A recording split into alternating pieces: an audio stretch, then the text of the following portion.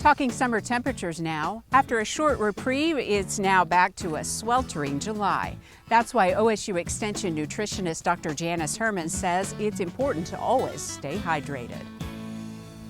So we're going into warmer and more humid months, and that puts us at greater risk for dehydration. And dehydration can be life-threatening. It only takes about a 5 to 6% loss of body water to be at risk for heat exhaustion, and a 7 to 10% can put you at risk for heat stroke. Humidity really increases the risk of dehydration because the body uses sweating as a way to cool itself. And as the perspiration or sweat evaporates on the skin, that helps the body cool itself. And in humidity, it's more difficult for the body to evaporate that perspiration.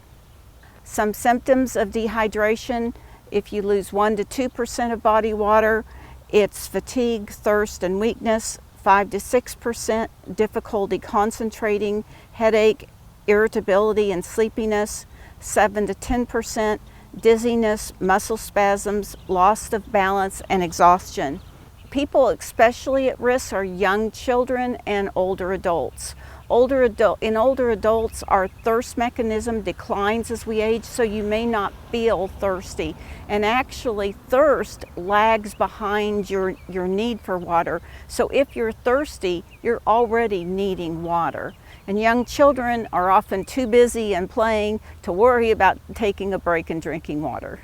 The dietary reference intake for water is 3.7 liters per day for males and 2.7 liters per day for females, but we do get about 20% of that from foods. So if you take that out, it really comes down to about 13 cups per day for males and about 9 cups per day for females.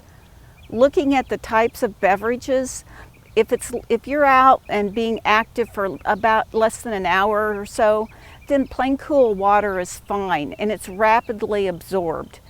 Longer times outside, and particularly if you have heavy sweating, so if you're really exerting yourself and you really have heavy sweating, then it may be beneficial to look at some type of a sports beverage with some electrolytes, particularly sodium.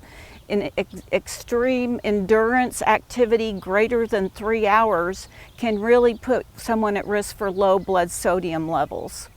People often wonder about caffeinated beverages or alcohol, and when they looked at setting the dietary reference intake for fluid intake, they did consider that even though caffeinated beverages have a diuretic effect, in the big scope of things, they still can contribute to fluid intake as long as caffeine intake is below 400 milligrams per day, as established by the dietary guidelines for Americans.